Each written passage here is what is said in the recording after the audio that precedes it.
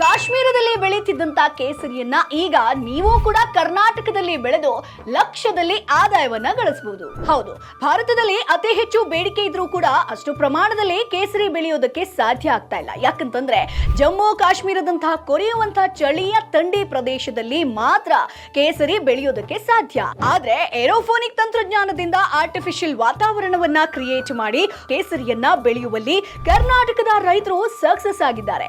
ಒಂದೇ ಒಂದು ಗ್ರಾಂ ಕೇಸರಿಗೆ 500 ರಿಂದ 1000 ತನಕ ಬೆಲೆ ಇದೆ. ಅಂದ್ರೆ ಸುಮಾರು 1 ಕೆಜಿ ಕೇಸರಿ ಬೆಲೆ 5 ಲಕ್ಷದ ತನಕ ಮಾರಾಟ ಆಗುತ್ತೆ. ಚಳಿಗಾಲದಲ್ಲಿ ಮಾತ್ರ ಬೆಳೆಯುವುದಕ್ಕೆ ಸಾಧ್ಯ ಇರುವಂತ ಕೇಸರಿ ಬರೀ 4 ತಿಂಗಳಲ್ಲಿ 3 ಬೆಳೆಗಳನ್ನ ನೀಡುತ್ತೆ. ಕೇಸರಿ ಗೆಡ್ಡೆಗಳನ್ನ ಟ್ರೇಗಳಲ್ಲಿ ಇಟ್ಟು ಎಸಿ, ಚಿಲ್ಲರ್, ಹ್ಯೂಮಿಡಿಫೈಯರ್ ಮೂಲಕ ಟೆಂಪರೇಚರ್ ಕಂಟ್ರೋಲ್ ಮಾಡಿದ್ರೆ ಕೇಸರಿಯ ಗೆಡ್ಡೆಗಳಿಂದ ಹೂಗಳು ಅರಳುತ್ತೆ.